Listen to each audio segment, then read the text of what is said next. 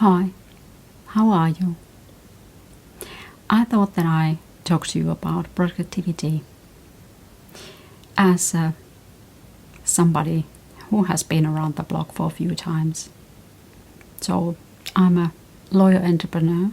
I have been like one woman lawyer firm for over a decade. I'm a mom, I'm a wife, I'm a grandmother, and I'm somebody that takes a part in our community in some existence. So, how do I do all this and not be wiped? And how do I do all this and not have a guilty conscience with me all the time? That I neglect my children, that I neglect my husband, that I neglect myself, that I neglect my household. There has been a lot of videos from considerably younger people that tell you and make you tips about how to be more productive. But I don't agree. There is example this one model that was I'll link the channel down below, that this young man developed, or said that he developed this kind of a scheduling system, that you schedule your whole day in 15-minute slots from morning to night, and you do it for every day, every single day of the week. And so you don't have any time that goes waste, that you are productive all the time. And of course, because he has a lady friend, he said that of course he reserves a slot for his significant other so that they can spend quality time together.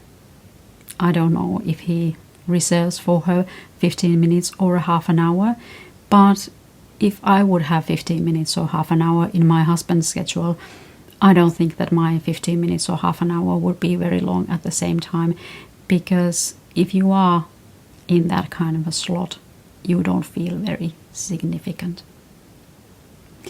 But I don't organize my day like that. That would kill me in a few weeks, I can admit to that. And it would kill all creativity. I have been organizing my days for all the time that I have been an entrepreneur, because that was one reason that I wanted to work for myself, for my own company, that I can decide myself how to organize my days and do it as effectively as I can, as effectively in the lines of the work, of course. I don't think that I have to be effectively with my children or with my husband. That's not the nature of human relationships. But let's start. First thing that I wake up in the morning, I go brush my teeth, I go wash my face, and then I sit down on the library table or by the library table and write my morning pages.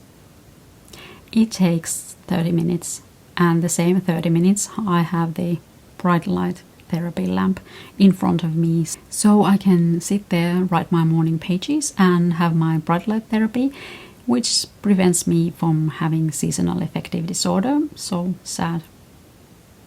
After that, my husband makes a breakfast and I do my face and do my hair at the same time, and then we sit down together and eat breakfast. And then it's approximately 1 hour from what we woke up and we start from work. We usually walk together because he goes to the subway and I go to my office that is just 10 minutes away from here. And when I get to work, I take my cup of coffee and sit down and open my computer. I look through the emails, and if there is something that requires only a very short answer, like a minute or two, I do it right away, and the other ones I let sit. And in the previous day, I have, or usually I think these things for a week. So when it's Thursday, I think what I'm going to do the next week and approximately when. So I have major task for every morning. And that day's major task has been in my mind for a few days, if not few weeks. So when I have finished my emails, I start that. And I go through the emails about 15 minutes, not more. Then I start my major task. And I concentrate fully on that at least 3 hours. I don't do anything else. I don't look at social media. The only thing I do is that I go and fill my glass of water and drink some more water, but nothing else. I don't take breaks. I don't think anything or anyone.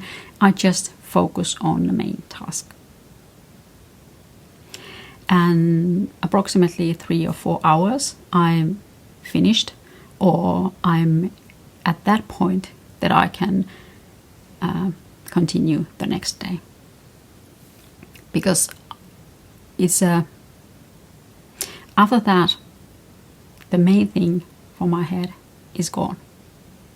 And there is no use trying to continue and continue and continue, because it gets slower and slower and slower. But the morning emails that I had let lie have now been simmering in my head for 3 hours or 4 hours, and now I know what I'm going to answer. So then I answer the emails that I have. Then I make the calls that I have to make that, yes, require concentration, but not that much.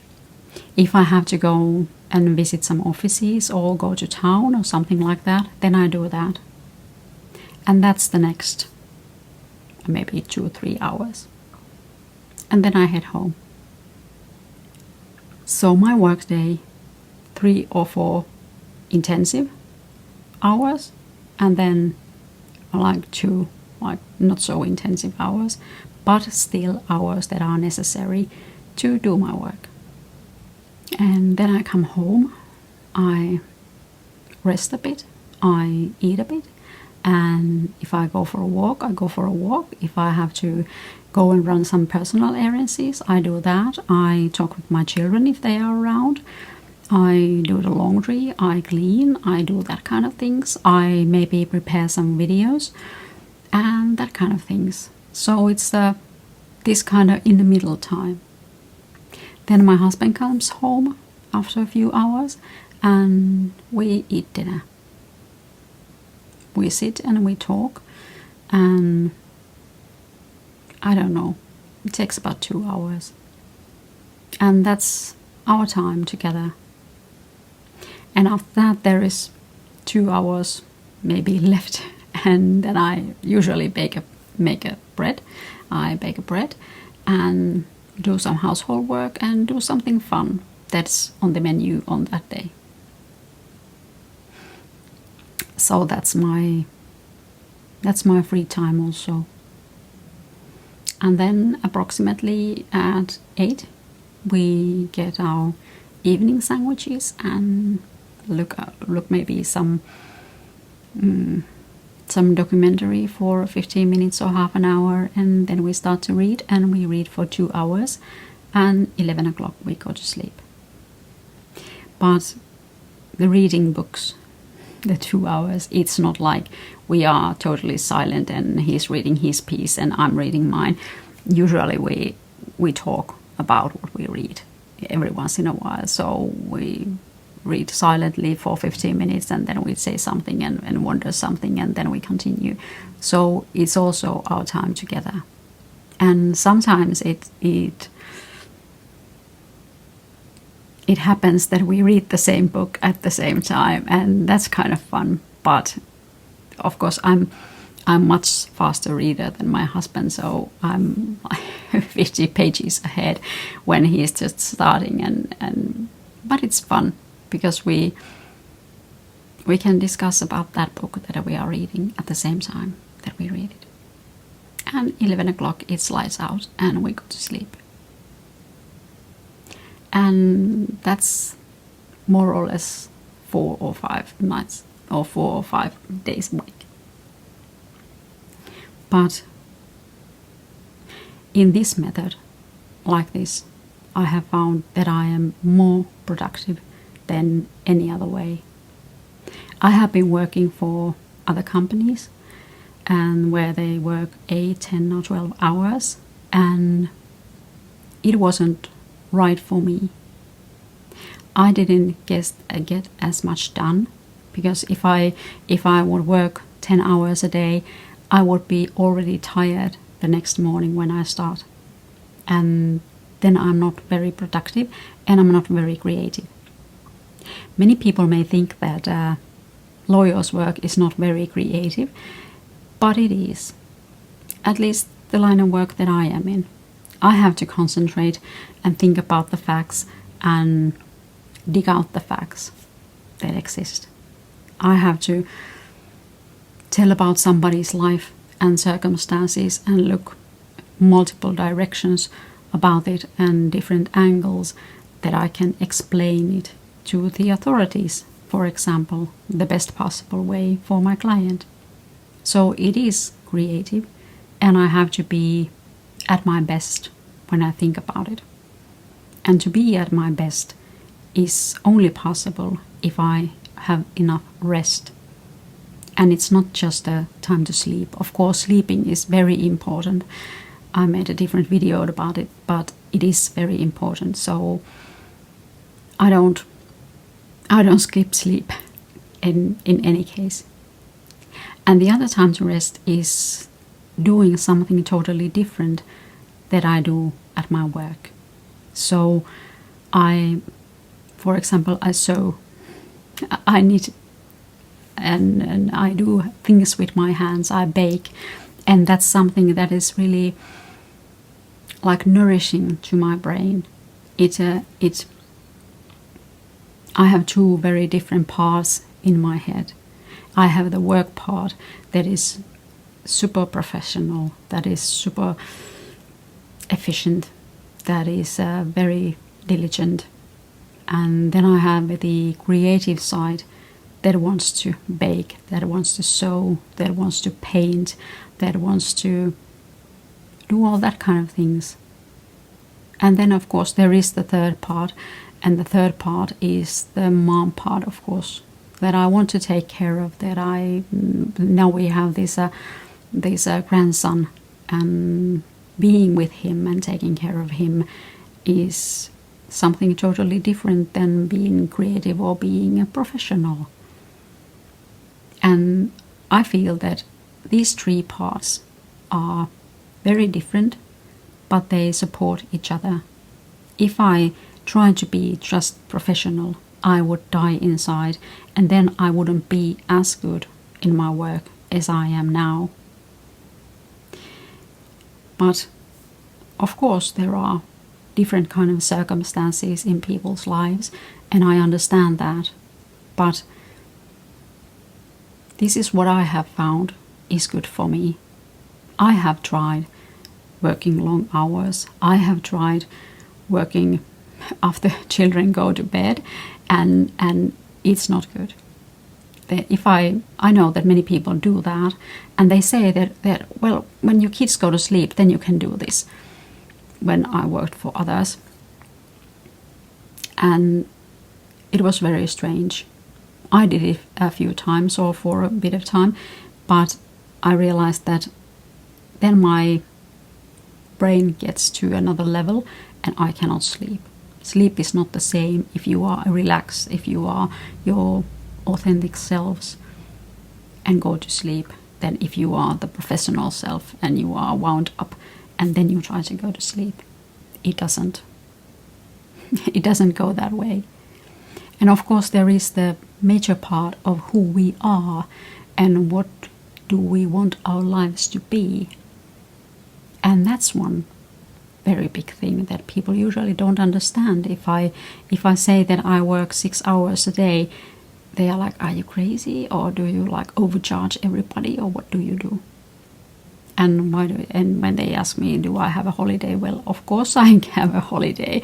I try to have a holiday in the summer, and if you were during the winter time, I wouldn't have it any other way. Because I want to live. I want to be able to paint, I want to be able to write, I want to be able to make these videos, I want to be able to be present for my children, I want to be able to be present for my husband, and I want to read books, I want to watch old movies, I want to go to town and see people walking by. I want to live now. And that's why I do like this kind of compartments in my life. Like I say, if somebody comes here to my home and asks me a legal question, and they are like puzzled, like why don't just like blur the answer out, but I try to explain that I have office and my work is in the office and my head is in that space, in that professional space when I am in the office. But when I come home, I'm the creative type and I'm the mom type and I'm the wife, and I'm not the lawyer. I don't think that way at home, and I don't try to organize things like a lawyer in my home. And that's one big thing, and that comes to quality of life and what do you want from your life. And what I want is no schedule with 15-minute slots. What I don't want is work like crazy now and maybe retire when I'm 60. That's not going to work. What if I die when I'm 61? I don't want that. I want to live now, every day, and be happy, or as happy as I can, every day when I go to sleep. So that's my take on how to be productive in my work and in my life. And it's not 15-minute slots. It's this like big timetable or scheme that I have, and I have developed it during this long time, and it works for me, and it's easy. You don't have to think or organize or hurry. Hurry is the worst thing that you can have. Hurry kills everything. It was one morning that we were leaving, and my husband was like somehow fussing around and are you ready, are you ready, are you ready? And I told him that you can go if you want to, and we don't walk together, because I don't want to feel in the morning that I have to hurry. When I was working for others and when I had small children that I had to take to daycare, then I had to hurry in the morning, and it was the worst feeling, because then the day started wrong way around. But because we wake up at 7 anyway, we have plenty of time to get to work, and plus neither of us has working hours. My husband goes to his work as he pleases, and nobody watches when he comes and when he goes, and the same thing goes to me. Of course, it's more probable that my clients will call during certain hours, so I want to be in the office in those hours, but we don't have a specific time that we have to be somewhere. And I told him that if you want us to leave earlier, then we just switch the alarm clock to be a little bit earlier. But we didn't have to do that. He said that, okay, I wasn't thinking about that. I didn't know that hurrying you would make you feel bad. So that stayed in that one morning. And after that, we leave the house at 8 o'clock in the morning, and it's early enough for everybody. But how do you do it? How do you schedule your day? Do you have some tips for the rest of us? That was my take on scheduling. I hope you have a great day. I see you soon. Goodbye.